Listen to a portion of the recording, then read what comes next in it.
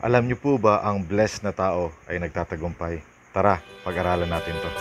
Sabi sa mga awit chapter 1 verse 3, katulad niya'y punong kahoy sa tabi ng isang batisan, laging sariwa ang dahon at namumunga sa takdang panahon.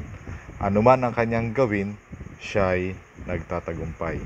Ano daw po yung sekreto ng isang taong success? Siya po ay nagbabasa, nagme-meditate ng Word of God araw at gabi at sinisikap niyang i-apply ito sa kanyang buhay. Ang katulad daw po niya ay isang puno sa tabi ng batisan na isang malago. Maganda ang dahon at siya ay namumunga. Kapag pinag-aralan po natin ang idea dito, para daw po tayong isang puno na galing sa disyerto, patay, at kinuha at nireplant sa tabi ng batisan. Ganyan po yung idea na tinuturo dyan.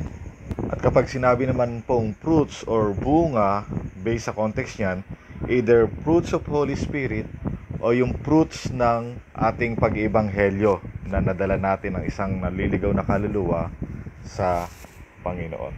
At ang sabi pa dyan sa last part, ano man ang kanyang gawin, siya ay nagtatagumpay. Ang tanong, bakit ba siya nagtatagumpay? Kasi lahat ng kanyang ginagawa ay naayon sa kalooban ng Panginoon. Kaya siya nagtatagumpay.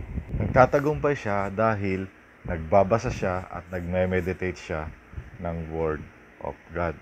Na kung saan tinuturo din sa atin, kung gusto natin magtagumpay sa buhay, makita yung fruits of Holy Spirit sa ating buhay, magkaroon tayo ng spiritual na anak sa pag-ibanghelyo, tayo po ay magbasa ng Biblia.